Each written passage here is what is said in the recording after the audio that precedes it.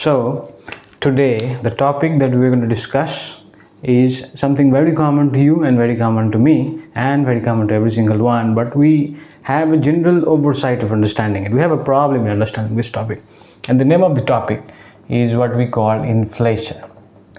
Right? Everyone has heard this topic, but we have to understand how this thing goes up. Now, let me explain the prime function of inflation and how does it impact our day-to-day life. Now, you can ask me, what is inflation? Inflation means the rate of hike.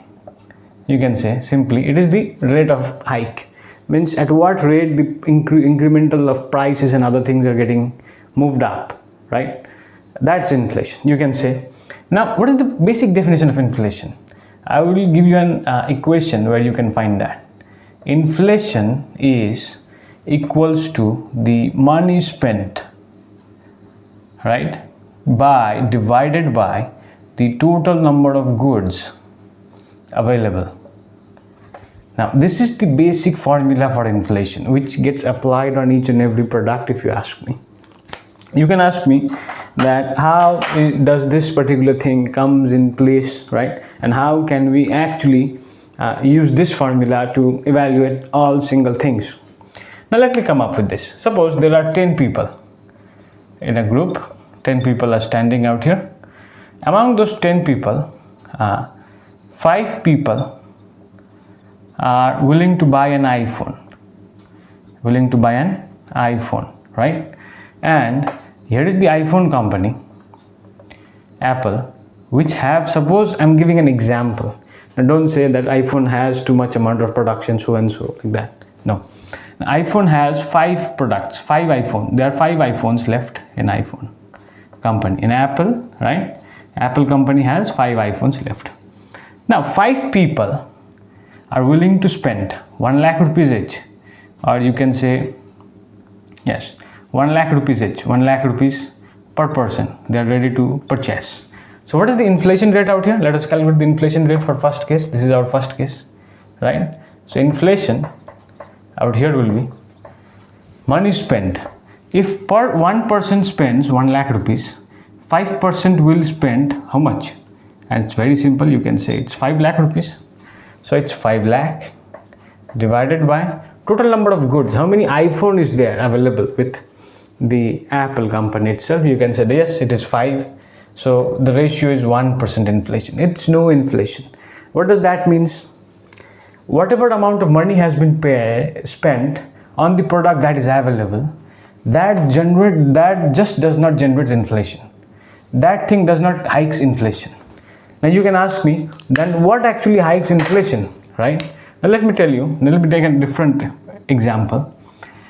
Apple company has 5 iPhones, correct? Apple company has 5 iPhones. Now in first case, we consider only 5 people were allowed to buy iPhone. Now we are considering 10 people, those who are eligible to buy iPhone. Now what will happen? If they spend 1 lakh rupees per person. Now let's see what's the case. In case number 2, this is case number 2. Let us calculate the inflation. Inflation will be, now see, if 10% are spending 1 lakh rupees, you can say how are they spending 1 lakh rupees? They can take with the help of EMI, they can take loan, an example, every single thing that are available. With the help of that, in today's monetary system, we can purchase iPhones. So everyone has iPhones in their hands. So what happens is they are spending 10 lakh rupees or 10 persons. And what is the number of products, total goods the company has manufactured? Yes, we haven't changed that. But just due to the monetary policy, due to the more money printing efficiency, or due to the fiat currency, the availability of EMIs has made people easier to purchase more, and anyone can buy anything, no matter whatever the level of income is. Now see, 5 products are available, 10 lakh.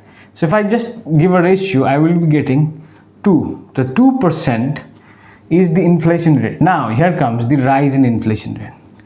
Whenever the money spent goes up, whenever more money is spent as compared to the total goods, that gives rise to inflation. This is the basic definition of inflation. For an economy, this is an economy. For an economy to survive. Economy, what does economy basically means? See, economy, when we say economy represents simply transactions, right? Economy simply represents transactions. For a transactions to occur, one has to buy and the other has to sell. One has to pay money and the other has to sell it. And that generates an economy, and that generates a transaction. That transaction generates an economy, which makes an economy move forward.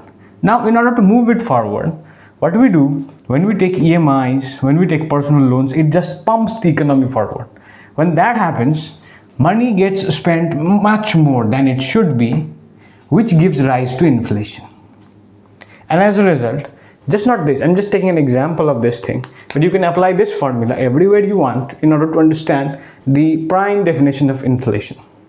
Still you have any problem, do let me know in the comments. And one more thing about inflation is the major part. It cannot be controlled by any government. It can be said that it can be controlled, but it just cannot be controlled.